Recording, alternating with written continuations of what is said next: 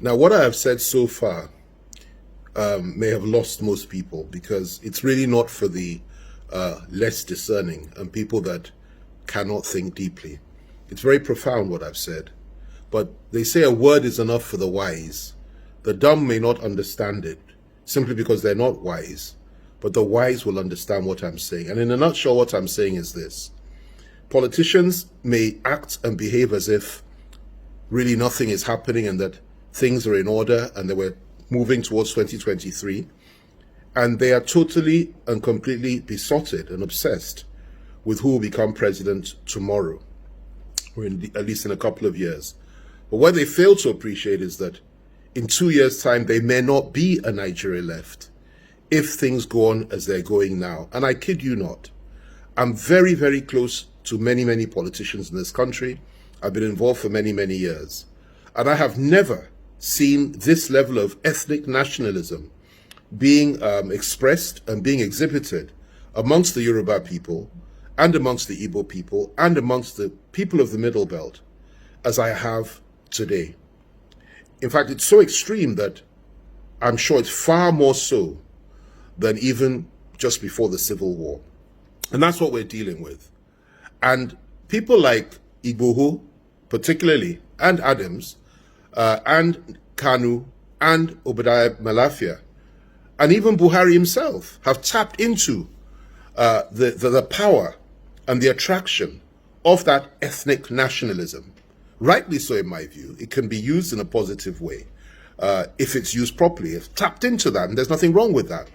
But where these ethnic nationalities are on a collision course, particularly when it's the Fulanis against the rest, or where the rest are saying enough is enough, and where the rest are saying that they are tired and they are fed up, and where the rest are saying that they will not be intimidated or threatened by anybody, even those that organize coercive arms of government and that control the state, and where the rest are saying that, listen, if you consider us to be slaves, we will show you that we're not slaves.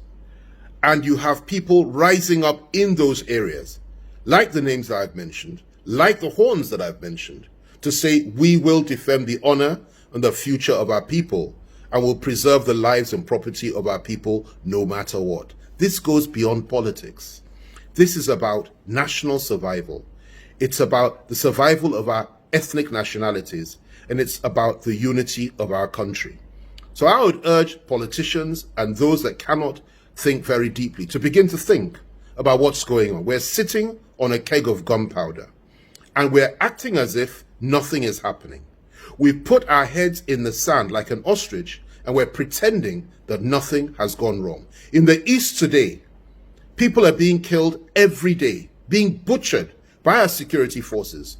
And of course, unknown gunmen, as they call them, are also attacking not just civilians, but members of our armed forces, members of our police, and so on and so forth, which of course I do not support. I think it's wrong. Violence both ways is wrong. And two wrongs do not make a right. So what's going on there is unbelievable. In some cases, in some parts, policemen cannot even wear their uniforms now because they're scared of being attacked. And this is very sad. Same in the South. In the Southwest, you have massive militias being built up around two charismatic leaders who are prepared to go all the way if sufficiently provoked and if the state cannot guarantee the lives and properties of the Yoruba people. And let me tell you, it is only because the elders of the Southwest have been holding them back and chanting restructuring as a way out. That is why the West has been a little bit restrained. This will not last for much longer. The people there are fired up and they want their own country, and you can't wish it away. The Middle Belters have been completely suppressed, subjugated, oppressed, cheated, and belittled for so many, many years now, far more than any other group in this country. They are also seeking for emancipation. They also want a way out. And that is ably reflected by the activities and words of a man like Obadiah Malaifa, like I said earlier. And then, of course, you have the core North itself, represented mainly by President Buhari and those that think like him. Not all are extreme. Some are not. And thankfully, those that are not so extreme are the ones we can reach out to and talk to. But those that are, have no place in Nigeria anymore as far as I'm concerned, and really ought to consider going back to Chad, Niger Republic, wherever they come from, and resettle there. But as far as this country is concerned, whether you listen to me or not, whether you believe me or not, and we will have this conversation again in about 3 years' time, and I'm sure at that time you will say, yet again, FFK was proved right. But for the now, the important thing is to recognize the challenges we're facing, cause these horns to come together and negotiate and discuss the way forward. Because if we don't do that, I assure you, there will be conflict somewhere down the line. The state cannot hold these forces down by arms. The state cannot suppress the will of the people of the Southwest through arms. They cannot do it. They can't do the same to the people of the Southeast. They can't kill everybody in the South. They can't kill everybody in the Middle Belt. And they cannot kill everybody amongst those in the core North that also want to change. What we need to do is to establish the fact that it is important for us to sit down and talk as nationalists and see if there's a way out of this and negotiate this thing to a point that everybody is comfortable, whether through restructuring or whatever it is. What we mustn't do is continue to act as if we don't need to talk to each other and act as if nothing will change, nothing will happen, doesn't matter how many people are killed, that the state can hold the line. The state cannot hold the line in a conflict like this. It's only a question of time. It's only a question of time.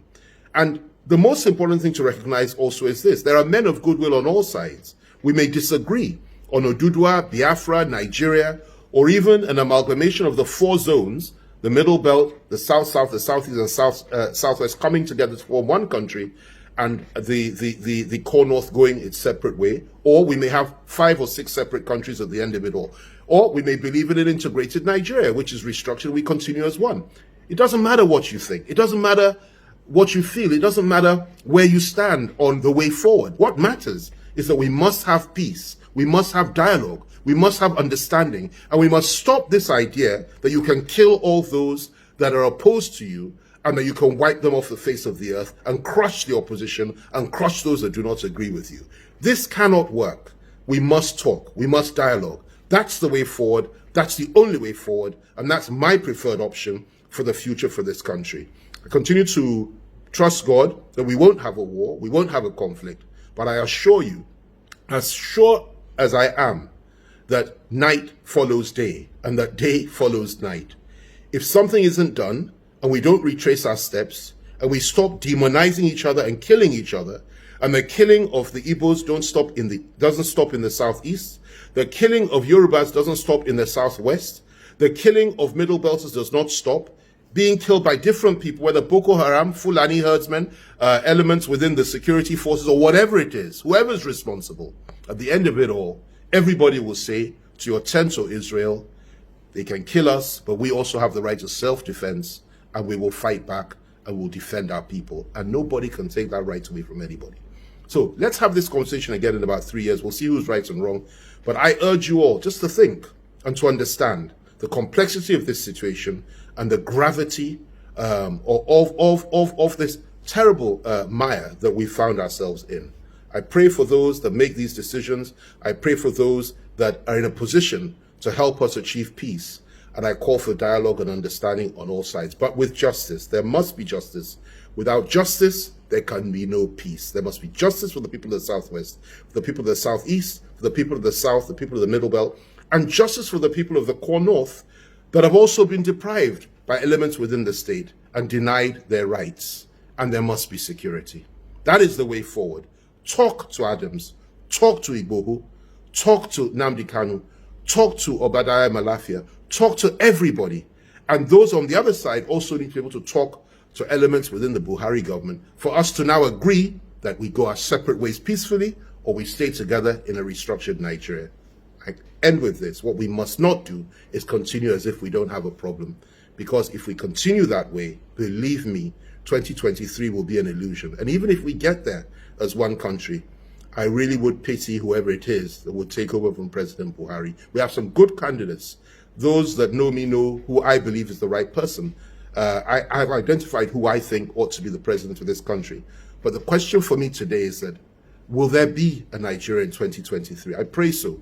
I hope so. But at the same time, I will never deny the right of my people in the Southwest for self-determination if that is what they want to do. And I would not expect anybody to deny others the right to have the same principle of self-determination exercised in their zone. That is the way of life. That is what you call freedom and liberty, and that is what we demand.